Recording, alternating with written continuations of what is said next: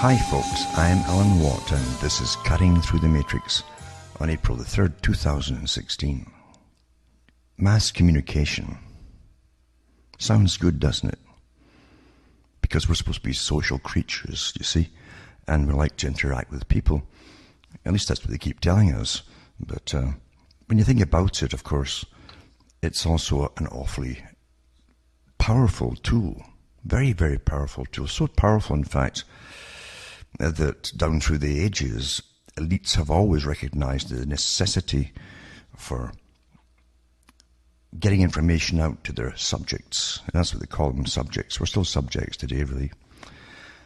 And what happens is when something comes from a big top authority figure, like a king or whatever, then people will tend to believe it, you see.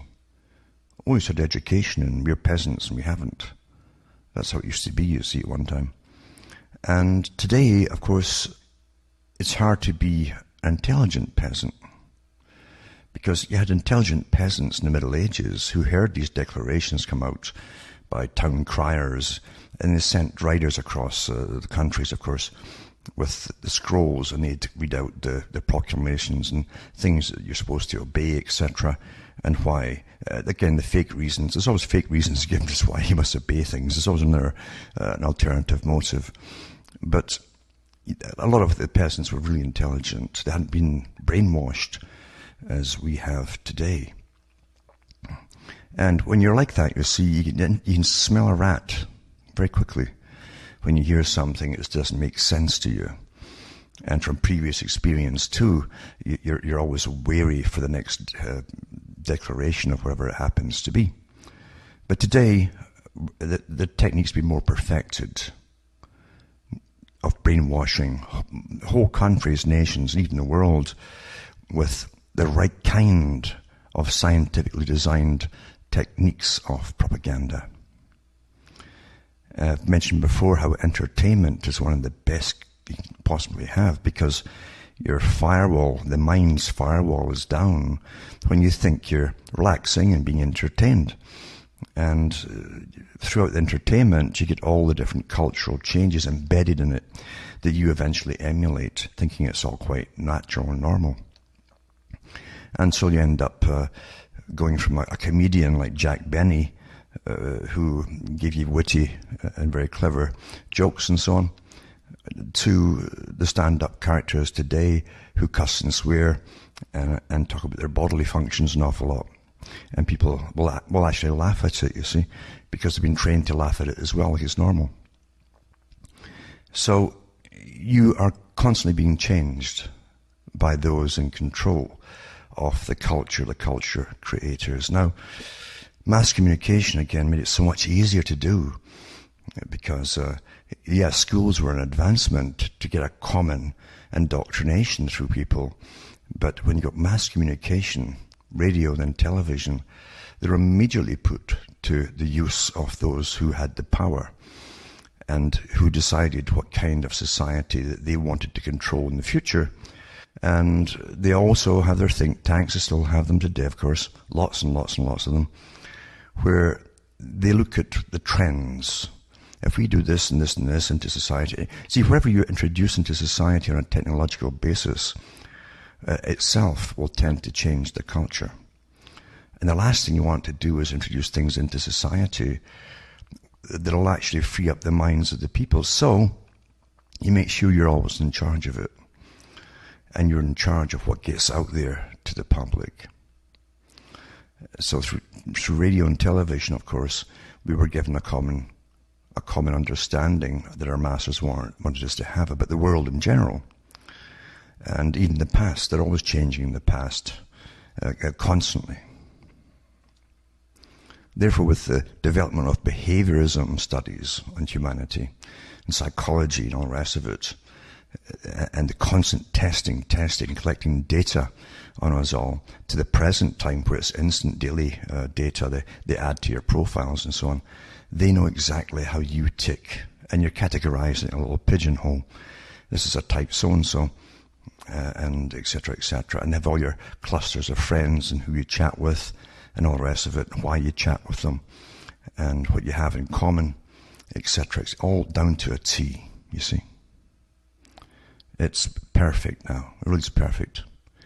And what makes it easier today is that something I noticed a long time ago is when they want to make a big change in the culture, introducing some new technology or whatever it happens to be, they have the Bernays techniques come out in full force of propaganda through advertising, and they put the advertising into news broadcasts as well, until the newscasters are talking about, oh, this will all be, it's like the 60s, for instance, 70s or whatever.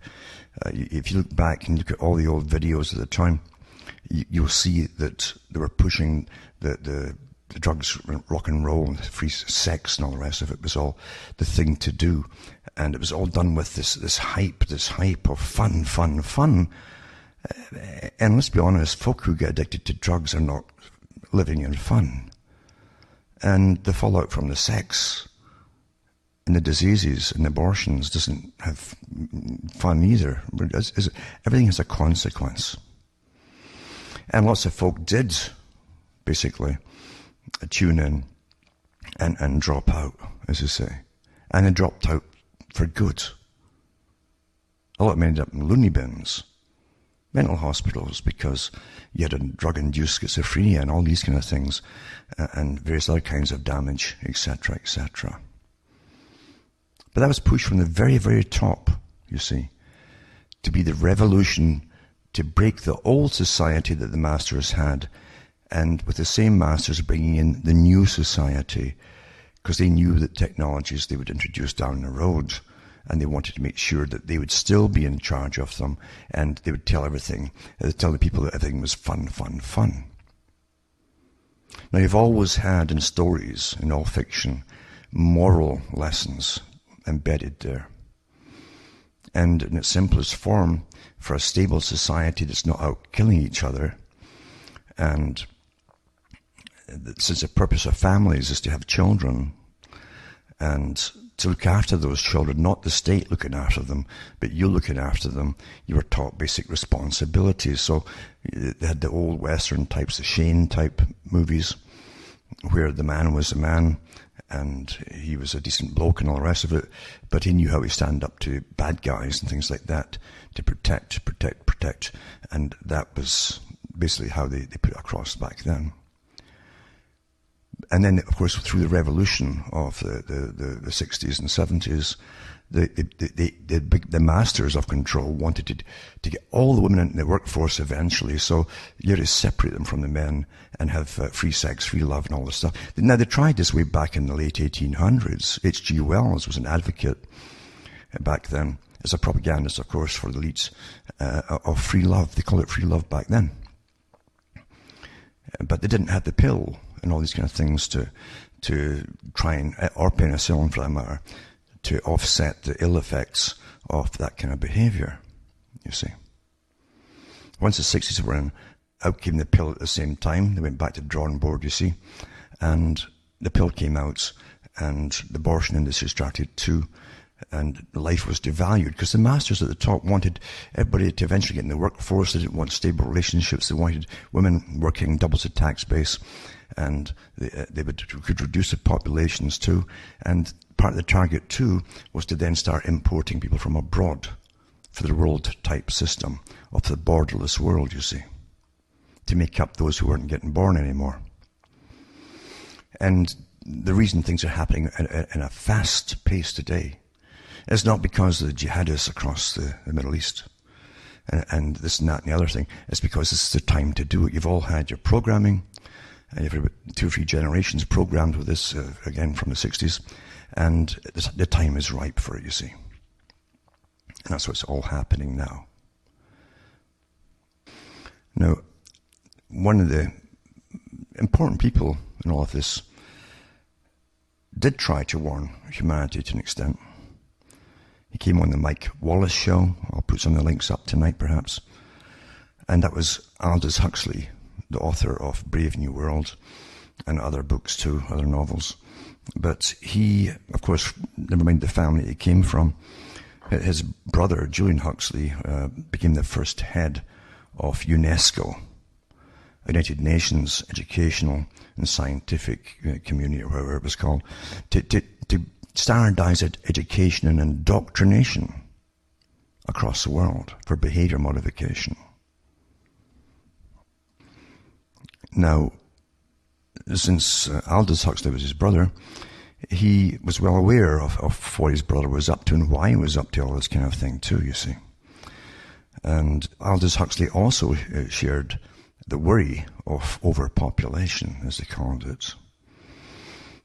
And you always get, whenever you get a dilemma of things, of information which has two sides to it, both putting out their positive reasons for why they believe this or that, you got to stop and say, wait a minute here. Because the population, for instance, in a good part of Europe, and definitely in Britain, was dropping many years ago. And at the same time, people like Huxley were coming out, and the organizations that he belonged to talking about the dangers of overpopulation. And then years later you talk about, we'll need more and more immigrants because not enough people are being born. Well, if the whole point is to bring down the population in your country, and you're awfully obedient and you do it, then why would you want to make the problem worse than it was before by bringing even more people in who will have big families and expand the welfare state? Another product of the revolutions, you see. All from the same people. All from the same people at the top. It tells you they have a different plan for you. They want you out of the way, basically, of the native populations. That's part of the agenda. But anyway, you're going through massive changes. And Aldous Huxley and Mike Wallace show, he did talk about what he was concerned about. Now, he'd already been through Tavistock Institute. He knew they were putting wires in people's brains over there in England and under because they could always use so-called insane people, you see, at that time, way back in the 30s and 40s and 50s, to do their testing, this quiet testing. A lot of the people would have no relatives left, these patients, and if they had relatives at all, they didn't want to even come and visit them or know about them. So they were perfect for doing these experiments. No one would ask any questions. And they were way past the simple lobotomy stages back then, and they were putting implants in folks' brains with wires attached to them, just like they'd done with rats and so on, and Pavlov and had been up to, etc. And you'll find that they wanted to find out how they could motivate people to change behavior by introducing currents into sections of the brain. They were mapping the brain back then too. And Huxley talks about it. You can see where he was fascinated by certain experiments they did. And at the same time, he's giving you these little warnings about technology itself and the rapidity of technological advancement. Now, that also included, he didn't mention it, but he knew, it also included behaviorism and the psychology of the human being, the psychodynamics, as they call it. And there were set behaviors that are born within you. They're innate, basically. They call them imperatives and all the rest of it. But why you do certain things when you're young, etc. Or mainly while you're young.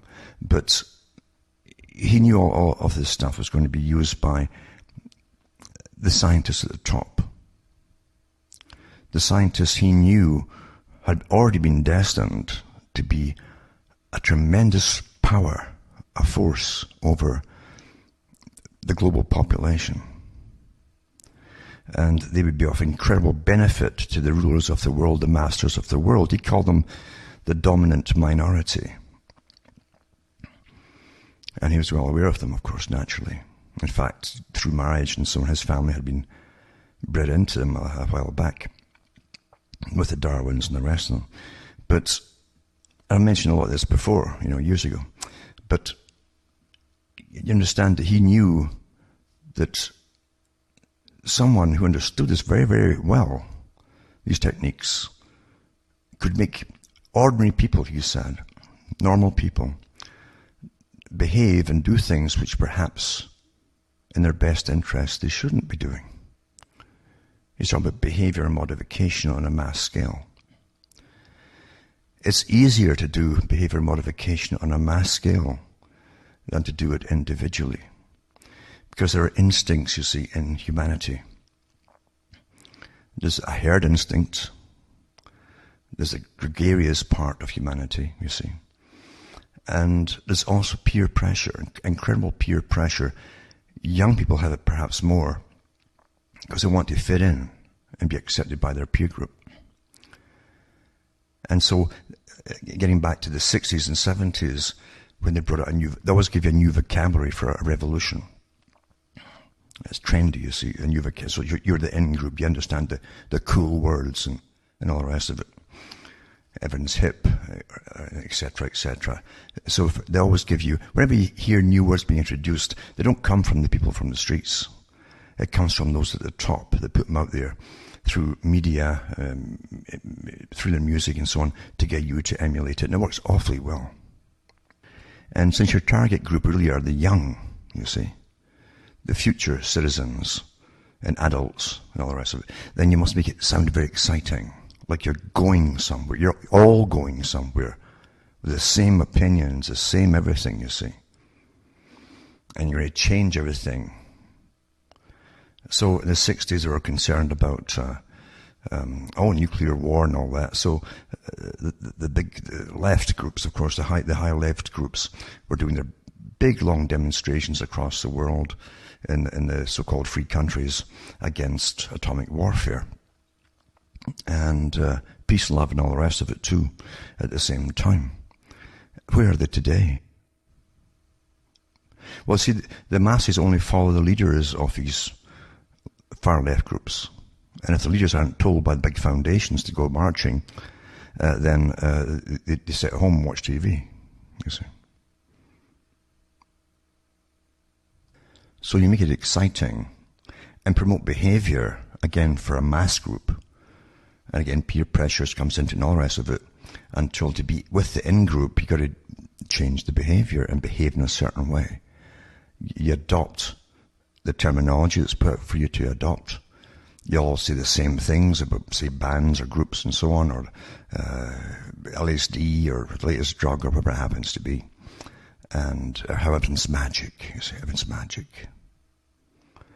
And out of millions of them, you're lucky if there's one or two who understand you're all being conned from that same age group. It's so perfect in its transmission to the masses through technology that it's very hard to resist it. Every child wants to be accepted by its peer group. The communists, of course, used that long before in their big revolution, where generations ended up working for a future utopia which never materialized. But it's so easy to get future utopias, pie in the skies, dreamt up and parted so often with enthusiasm. It's going to be see, this whole motivational counseling and all that all came out of that, you see. That's all part of it.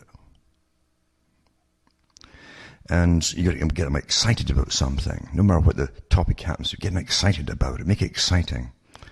And the young especially will fall right into it. We're the future. We are the world. We are the future, etc., etc. You've heard it all before in songs and so on. And like they've decided, they know all, and they know nothing. You don't. When you're a child, you don't. You're still finding out what's happening. You're trying to find out what's happening in the world. Now it's getting harder and harder. The more data they throw out on the internet, the harder it is for the child to figure out truth. Until truth becomes really irrelevant, eventually. The main thing is you're all doing it and heading towards the same goals at the same time. Now getting back to Aldous Huxley, in one of his talks with Wallace, he's not against the future of genetic tampering. He points out the problems with it. He pointed out something that Lee had talked about often, in fact. And in fact, he even mentions on one of them, the book put out by, it was actually a relative of his, through marriage again from the past, or one of his predecessors. He mentions that basically the elite had decided a while ago that the reason the folk were common is because they lacked certain intellectual genes, basically. Intellect gene, IQ genes, and so on. And of course, naturally, and Charles Galton Darwin, that this guy is talking about, had put out in his book, The Next Million Years, that if the elite could make it mandatory that every woman must be inseminated by someone from up there, in a better class with intelligence on, then they could breed out the defects in humanity. But then again, they knew that would never fly because of the culture as it stood back then. Now, some women can actually order the sperm from different countries and so on, and have it basically inserted in them to breed the type of offspring that they want. So when you think about it, see, there's nothing the elites come up with in the scientific circles. Remember, they work for those who are already literally living in eugenics, have been for centuries. Genealogy is awfully important to them. And they are the masters of the money, because they've always been into the money system and telling you what money is supposed to be and running it all and so on. But anyway, you understand that Huxley was well aware of all of this stuff. But he's on television, he's talking to a public audience, and he's going to be awfully careful in how he phrases things and how he puts things across to the general public. You'd almost think he wanted to be liked, you see. Or was it really something that there was a qualm that he had, that he knew what he was talking about would be abused down the road? And even the victims wouldn't know they'd been abused. They'd be perfectly placid and docile because they'd be bred that way and indoctrinated that way, and would accept it. They'd love their servitude. Now, when you look at some of the topics I'm going to mention tonight, and I'll put all the links up, remember, I always do, for you to look up yourselves and read them. For those, the serious student, this isn't hype I'm giving you here. I'm not giving you motive hype. I'm giving you just facts, that's all. As to how you end up being the society you are now, what made it all happen. Didn't happen by chance, you see. It was designed that way, like the future is designed as well. And really, if you're unhappy with it, you have to find these things out yourself and understand them to retain your individual mind, your sanity.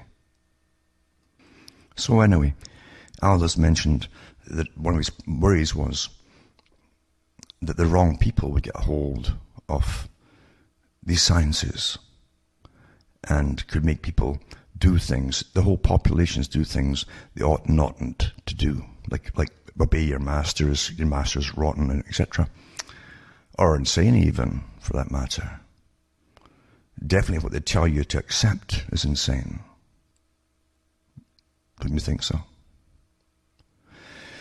And the techniques used through television and so on, and even through comedy is always the way you push the envelope to start with, you see. You push it, and the people will laugh at it. If you get them to laugh at something, which they shouldn't laugh at, then you're halfway there, basically.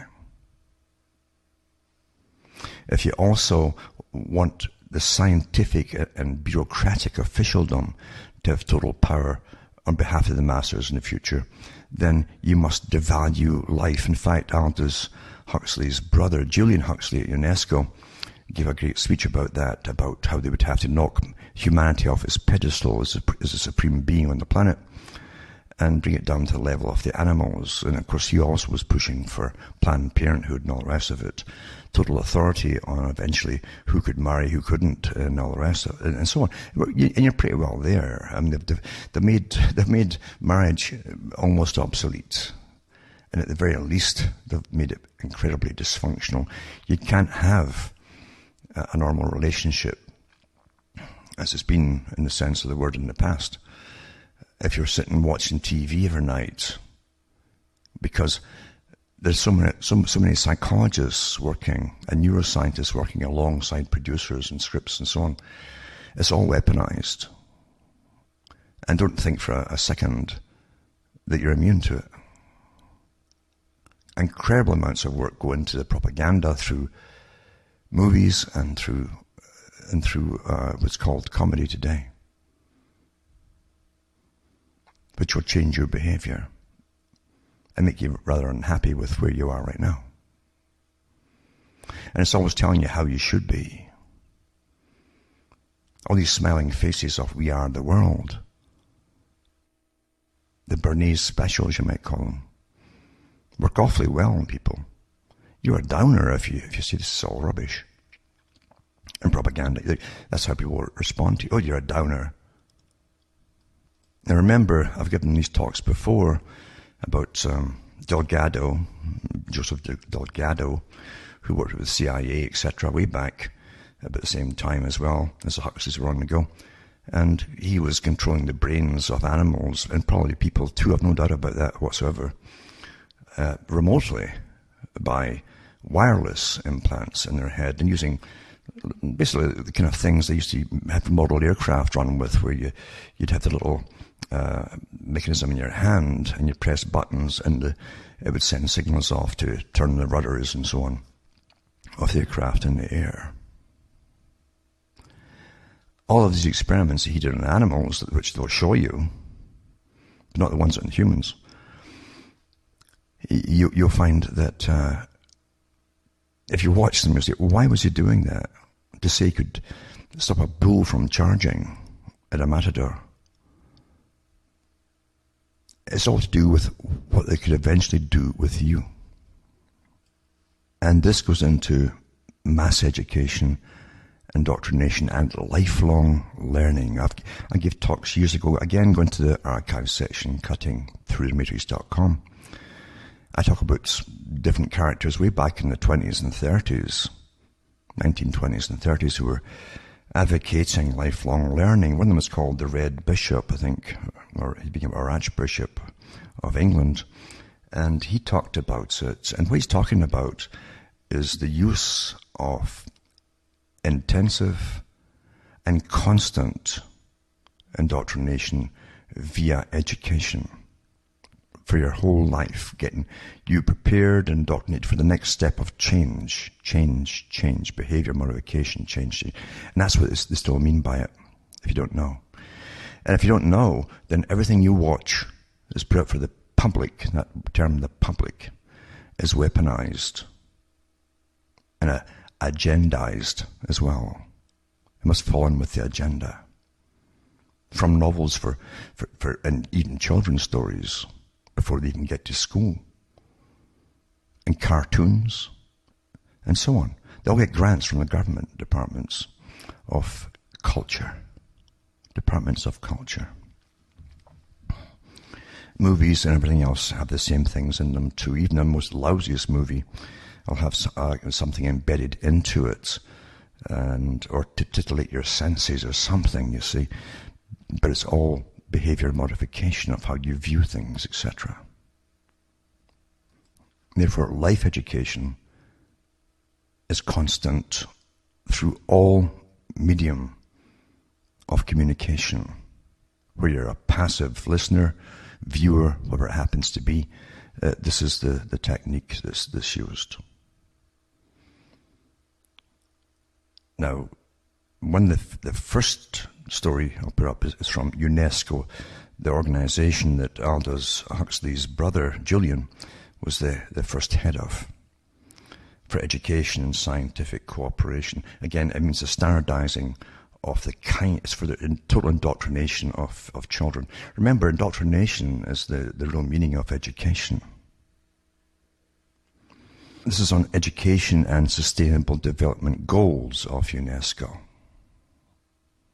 And this ties in with that COP, 2015 to 2016 to 2030.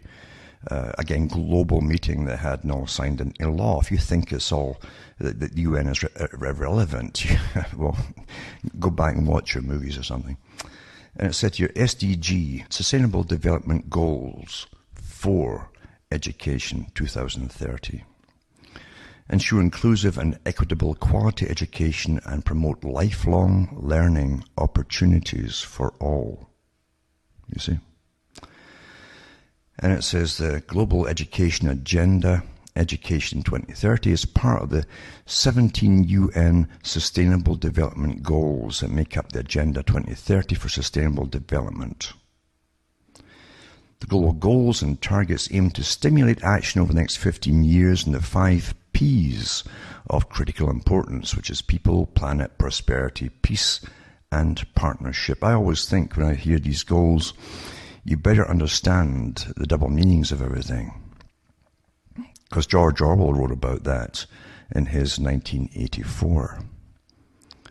Like the Ministry of Love was where they tortured you to make you sane, you see. Things like that. And the success of these goals is driven by the educational goal. The SDGs reflect the important role of education by encapsulating targets in a stand-alone goal, which is goal 4. So you have to get the children totally indoctrinated into this agenda. And it's already been on the go for years. This is the next phase of it, a more intensive agenda, until you'll never be able to put any contrary opinions into those which children who become adults, into their heads for their entire life. It's embedded in them, you see. Education is also included in goals on health, what to eat and all the rest of it, because they tell you GMO is good. Growth and employment, if you're like a guinea. Sustainable consumption, again, I want to cut down on all you're eating on. And production and climate change. Climate change. These are all political purposes, remember. The Incheon Declaration, I'll put that link up too from them, which constitutes the commitment of the education community to Education 2030, and trusts UNESCO to lead, coordinate, and be the focal point for education within the overall Sustainable Development Goals coordination. The Educational 2030 Framework for Action outlines how to translate into practice the commitments made at Incheon at country, regional, and global level, and provides guidance for implementing Education 2030. So it's to be worldwide, you see, and it's already being implemented. And I'll put that up, as I say, tonight. Also with the PDF that they put out from UNESCO, which tells you which Incheon means and so on. And it's quite interesting. It says, we, the ministers, heads and members of delegations, heads of agencies and officials of multilateral and bilateral organizations, and representatives of civil society. Were you asked to go in these things? You didn't even know what happened, did you? So here you go. It's nothing to do with you, but it's going to affect all of you. The teaching profession, naturally, because that's who does the indoctrination, the change agents. Youth and the private sector, again, big corporations, have gathered in May 2015 at the invitation of the Director General of UNESCO in Incheon, Republic of Korea. You paid for all this, if you didn't know, for the World Education Forum 2015. And we thank the government and the people of the Republic of Korea for having hosted this important event, as well as UNICEF and the World Bank. Again, the same organization that set up UNICEF, set up the World Bank and the IMF and all the rest of it. The UNFPA, UNDP, UN Women and UNHCR as a co-conveners of this meeting for their contributions. We express our sincere appreciation to UNESCO for having initiated and led the convening of this milestone event for Education 2030. And then they go through it all. Again, the people who attend these meetings are the ones who will write the ads up that will be broadcast to all of you, the ones who will make sure that these that basically ads are inserted into comedy shows and movies and so on, into news blurbs and all that, to make sure it all gets constantly forever, basically, until everybody's indoctrinated. And this prattles on too about how wonderful, absolutely wonderful, lifelong education will be and must be. You must get your indoctrination, you see. So again, the ministry of love and the ministry of peace that Orwell talked about, all the terminologies used in these articles, you see, as they condition you to be the future peasants, who will never figure out that they are peasants, because indoctrination is so wonderful. And they'll be used on behalf of how their masters see fit, you see, if they're allowed to live that long. And it goes on and on and on, and I'll read it all for yourself. I can't stand these bureaucraties and the way they kind of write things out and yap about it like bureaucrats. And it's meant to be that way too. And now I'll go on to this. See, it's through everything, you see. Now, this is from Harvard University Meets the Pope. And it says Francis greets the participants of the Harvard World Model 2016 at the Vatican. This is all part of UNESCO and all the rest of it, you see. A privileged education is for the pursuit of wisdom and the service of others. So you're going to be put to service. Remember what Aldous Huxley said.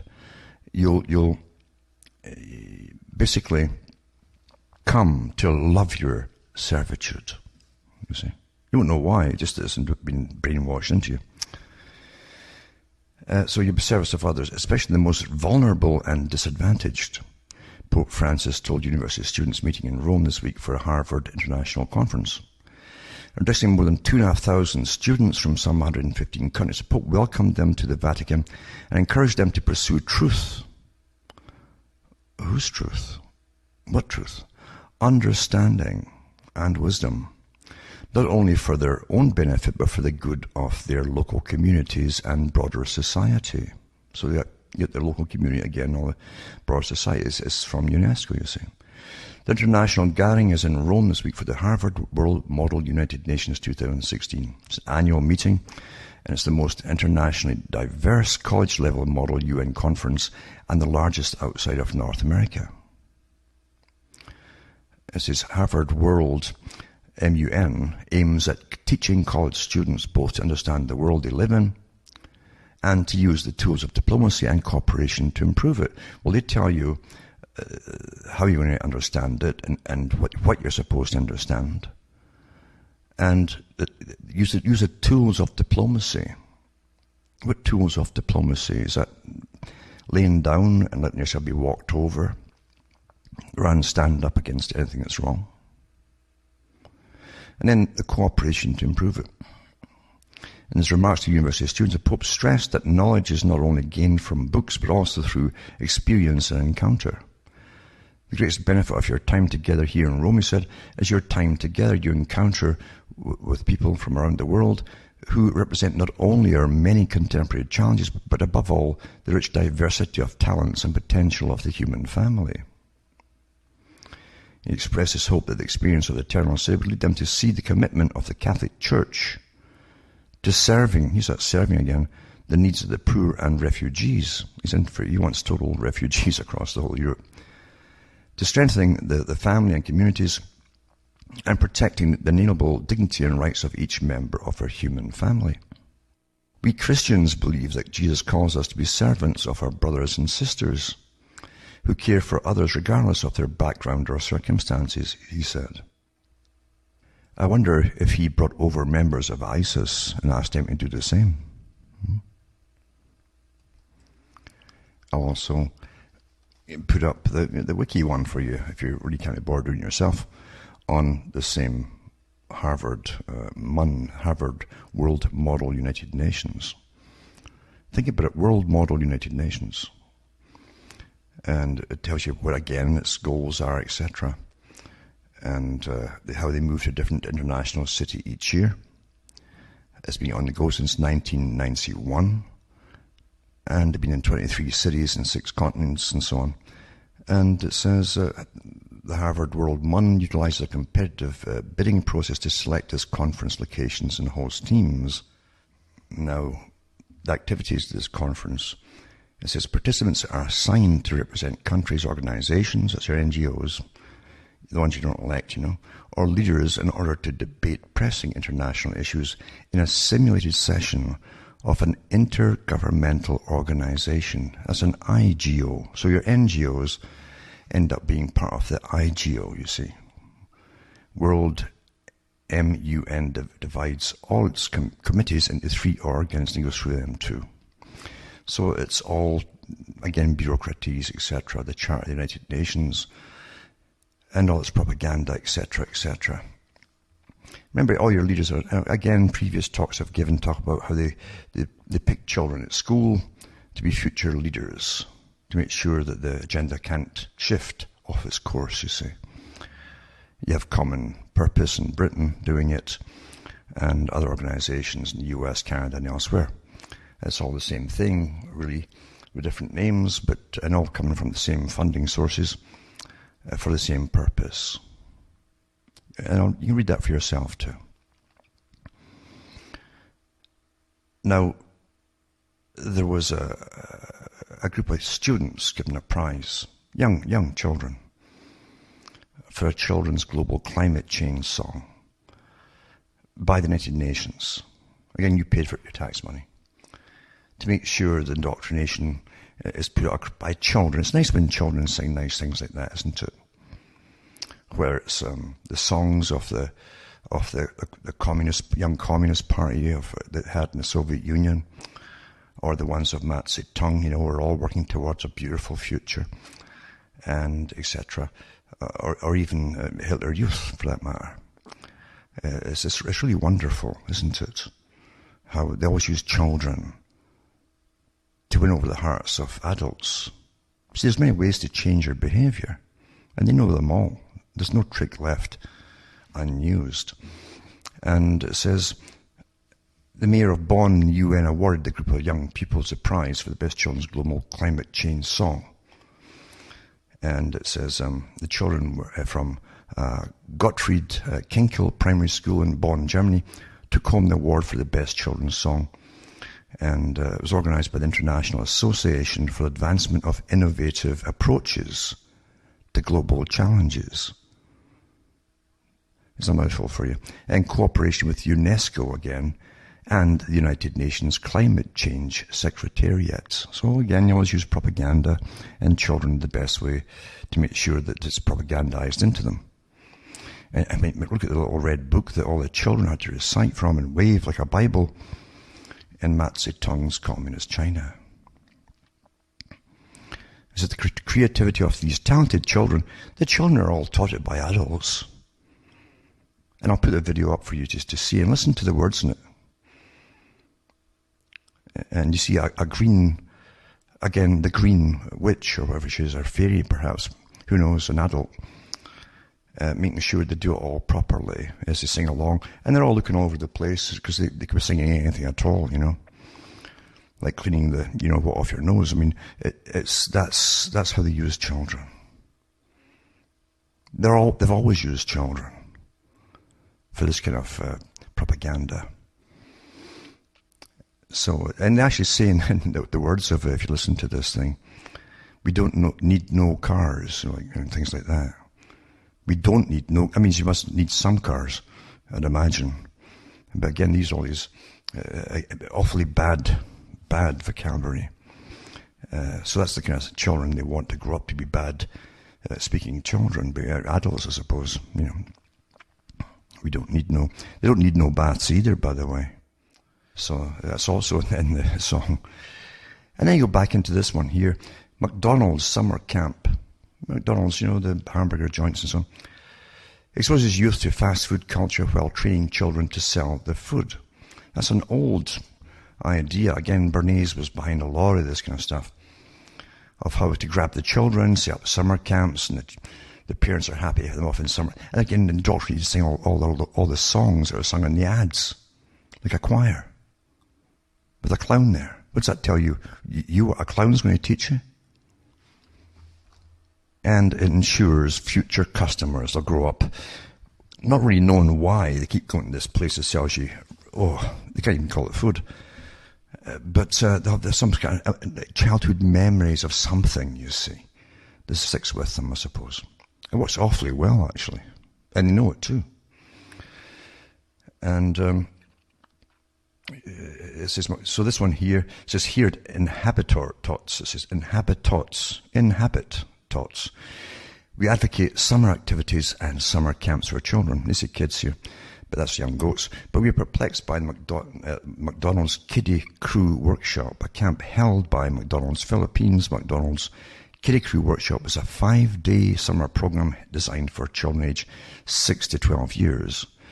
During the program, the Kiddie Crew members experience on-floor restaurant activities like greeting customers and assisting the crew at the drive-through and front counters. Plus, according to McDonald's Philippines, to get to showcase their skills through creative art workshops. Creative art workshops.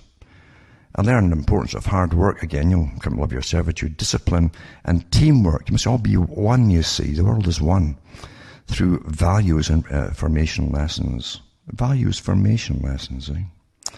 You might think a program like this, based around fast food, would be frowned upon, but the camp has been around since the early 90s. Well, there's old documentaries out there if you can get a hold of them. They were done by mainstream TV way back, maybe the 70s or 80s. And they show these camps in the States and elsewhere, where the children are, again, they're like choirs lined up, all being indoctrinated to sing all McDonald's food songs. Incredible. Treating their future customers. And again, they'll have all the different things into it, all these fun things, dance exercises, and so on. But I'm sure they have all their indoctrination into sustainability, etc., etc., you see. This article here says the new dark age, from What's Up with that. Exploiting faith to coerce climate obedience. That ties in with all the guys in the top churches are all involved in it too, of course. Women says climate warriors appear to be increasingly looking for ways to exploit people's religious faith to coerce ordinary people into accepting green destitution, into abandoning mechanized transport, into letting farmland return to wilderness. That's the future, you see, that's getting brought in. They even mention imams and other religious leaders are an underused means of pushing action to combat climate change, experts and religious scholars say. So religious leaders have the moral standing to call on people and businesses to consider the environmental impact of their activities and take a bigger role in reducing their own carbon footprints. I've never had a carbon footprint. I keep looking behind me, but it's in finding ways to cope with the growing impacts of climate change, experts said at a multi-faith meeting in Islamabad. It says Maulana Tahir Ashrafi, central chairman of the Pakistani Ulema Council, the country's Council of Religious Scholars, told the Thomson Reuters Foundation that imams in Pakistan could have unprecedented influence in bringing action on climate change. And then he goes on about first he said they need training and to both understand and communicate the issues accurately in a country hard hit by climate-related drought, flooding, crop losses and other problems. I'd mentioned the GMO as well. And all the poisons are spraying on it. Anyway, that's a different story, isn't it? And then you go into this one. The House of Representatives introduced a bill to recognize magic. Now you may laugh at this one. I thought it was April Fool at first, but it came out March 15th. Magic as a valuable art form and national treasure. Yeah, I thought, well, maybe it's appropriate because how we got to this stage and folk believe what they believe, it's magic indeed, but it's not really, it's all sciences, isn't it? Indoctrination. Constant indoctrination. But it works like magic, doesn't it? And it says House Republicans can't find a way to bypass sensible gun control legislation or rein in spending. But they're hell-bent on making sure we deem magician David Copperfield as a national treasure. And it says the House of Representatives, well, anyway, pass it, the laws and so on, are extolling the virtues of magic. The resolution honouring those sleight-of-hand artists capable of extracting a rabbit from a hat or sawing a woman in half was introduced Monday. Was that a horror movie or something? Among those submitting the 4-page bill was New York's own Representative Dan Donovan. I think that's Republican, along with a half dozen other GOP colleagues. So this bill, called number 642, inexplicably mentions magician David Copperfield 8 times and Harry Houdini just once, in its effort to recognize magic as a rare and valuable art form and a national treasure. According to the proposal, magic is a multi-purpose art form that enables people to experience the impossible and transforms the ordinary into the extraordinary, and transcends any barrier of race, religion, language, culture. It's calling for an effective national effort to support and preserve magic. And it waits a vote from the full House. You should say the FOOL House, perhaps. But again, why not? Everything else is crazy these days, they put through. Wouldn't you say? But, I think Arthur C. Clarke said that to the primitive people, advanced science appears as magic to them. And most folk, actually, in so-called civilized countries, are practicing all the time, as it was practiced on them all the time. Look at the effects it has. They do fall for all their indoctrination. Most of them do. And you know that at the top. I've always said that. Again, it's easier to control a mass than occasional individuals. Less work has to be done. And if you look at the repetition of the types of revolutions they give you, which are always detrimental to yourself in the long run and those to come, designed by that your masters way above you,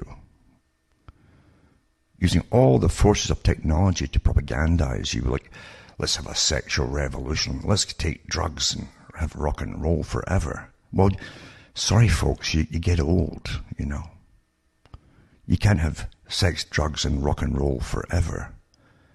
And rock and roll went out with the ark. Now you have what Marshall McLuhan called a long time ago, tribal chant. That's what it's reduced to. And you can't stay an aging hippie forever either, But living on what? How enlightened are you really, man? But it's magic, isn't it? Magic. Now you have more folk going to psychiatrists than ever before. Because folk can't get on with, you can't get a mate anymore. Marriages fall apart. Everyone's bickering.